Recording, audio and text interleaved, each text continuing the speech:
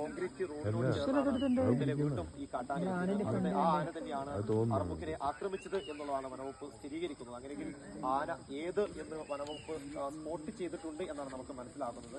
ഇനിയും ആ ആന തന്നെ വീണ്ടും വീണ്ടും ജനവാസ മേഖലയിലേക്ക് ഇറങ്ങുകയാണെങ്കിൽ വനവകുപ്പ് പിന്നീട് ഡാർട്ടിംഗ് അടക്കമുള്ള ദൗത്യത്തിലേക്ക് നീങ്ങും എന്നാണ് നമുക്ക് മനസ്സിലാകുന്നത്. എന്തായാലും 2 കുങ്കികളെ ഇവിടെ എത്തിച്ചിട്ടുണ്ട്. എല്ലാ നടപടികളും അന്തിമഘട്ടത്തിലേക്ക് എത്തിയിട്ടുണ്ട്. എല്ലാ സജ്ജീകരണങ്ങളും ഇവിടെ ഒരുക്കിയിട്ടുണ്ട്. ബിജു, എന്തായാലും നാട്ടുകാരുടെ ആശങ്കയ്ക്ക് വളരെ പെട്ടെന്ന് തന്നെ അറുതിയാകും എന്നുള്ളതാണ് വിശ്വാസം.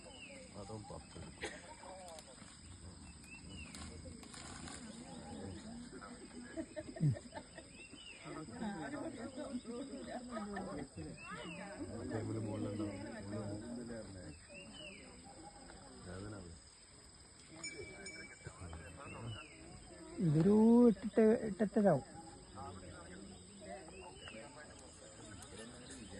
ആ ആയിക്കോട്ടെ.